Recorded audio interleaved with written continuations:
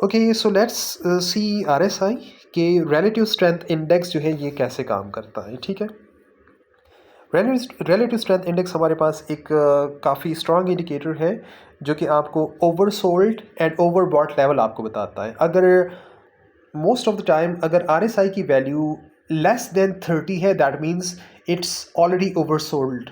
मतलब करंटली ये oversold level पे है, बहुत ज़्यादा ये सेल हो चुका है।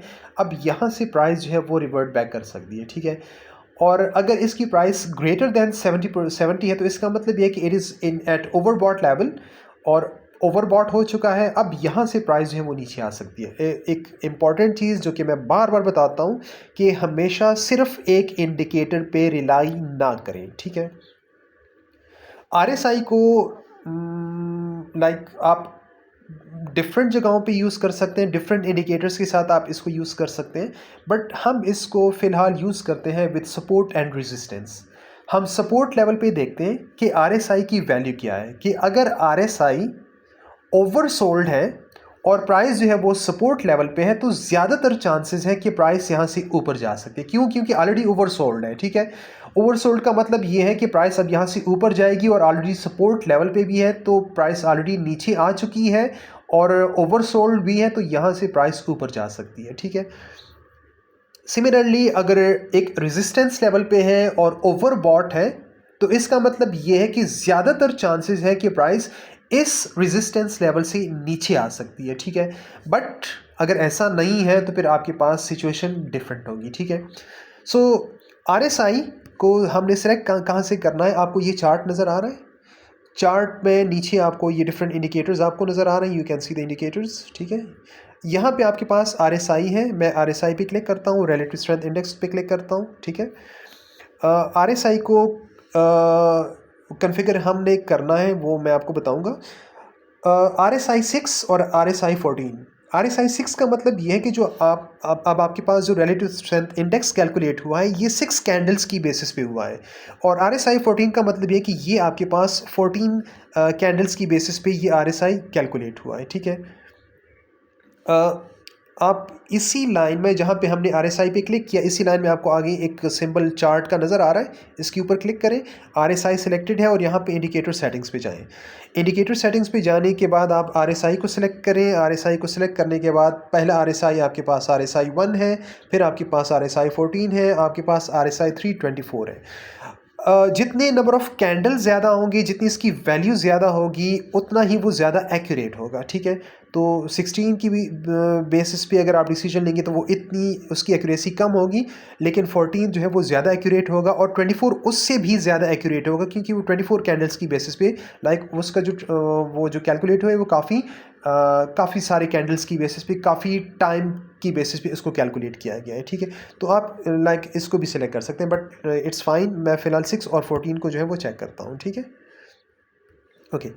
अब ये मेरे पास जो 14 है, यहाँ पे आपको जो RSI नज़र आ रहा है, दिस इज़ 50.7 अब जो करंट है। ठीक है, इसका मतलब ये है कि फ़िलहाल हमें इससे आइडिया नहीं हो रहा, it is neither oversold nor overbought. ठीक है, तो अब ये टाइम है वेट करने का। अगर आप सिर्फ RSI की बेसिस पे डिसीजन ले रहे हैं, then just wait for it. या तो ये ओवरबॉट में चला जाए या इसको ओवरसोल्ड में जाने दें और फिर आप पोजीशन जो है वो ओपन कर लें, but correlate with other indicators. ठीक है, let me just show you one thing. मैं इसको एक सपोर्ट लेवल या रेजिस्टेंस के साथ मैं इसको कोरिलेट करता हूँ। ठीक है, अच्छा, यहाँ पे आप चेक करें, यहाँ पे ये वाली जो लाइन है, like let me show you clearly.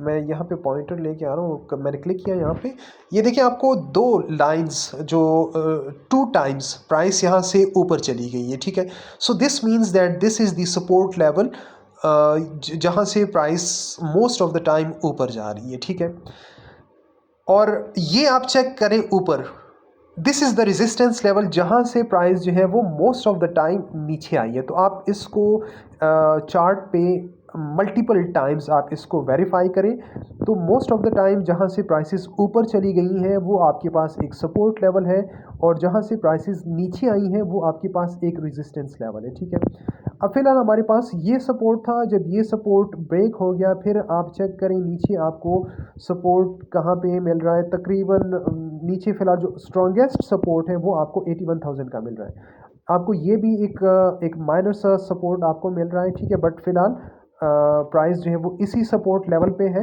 ठीक है, लेकिन प्राइस इससे भी नीचे चली गई थी और जब ये दोबारा आई है इसने दोबारा से इस सपोर्ट को कैच कर लिया और इसी सपोर्ट पे अब करंटली प्राइस है। ठीक है, अब मैं इसको कोरिलेट करता हूँ विद रिलेटिव स्ट्रेंथ इंडेक्स। ठीक है, मैं इसकी बात करता हूँ। सपोर्ट को तो हमने देख लिया है, फ़िलहाल ये हमारे पास एक सपोर्ट लेवल था। ठीक है, 88,000 की जो प्राइस है that was the support level. अब इस सपोर्ट लेवल से ये आप चेक करें, मैंने जब इस पे पॉइंटर्स जो है वो लेके आए तो आप चेक करें जो RSI आपके पास है दैट इज़ 29.7। ठीक है, तो RSI हमारे पास ओवरसोल्ड है और जो प्राइस है वो भी सपोर्ट लेवल पे है। तो मैंने आपको कहा कि ज़्यादातर चांसेस है प्राइस यहाँ से ऊपर जाएगी, तो आप चेक कर सकते हैं कि प्राइस यहाँ से ऊपर चली गई है। ठीक है, यहाँ पे जब प्राइस आई है इस रेजिस्टेंस लेवल पे आप चेक करें, इसका जो RSI है वो 62.8 है और यहाँ से ये एक इस रेजिस्टेंस पे आके ये प्राइस दोबारा जो है वो नीचे आई। मैंने आपको बताया कि हमेशा एक इंडिकेटर पे हम रिलाई नहीं करते होते। ठीक है, और सिमिलरली यहाँ पे आप चेक करें, let me show you the volume. ठीक है, यहाँ पे आप चेक करें, मैंने आपको कहा था कि जब भी सपोर्ट या रेजिस्टेंस ब्रेक होता है तो वो विद वॉल्यूम ब्रेक होता है।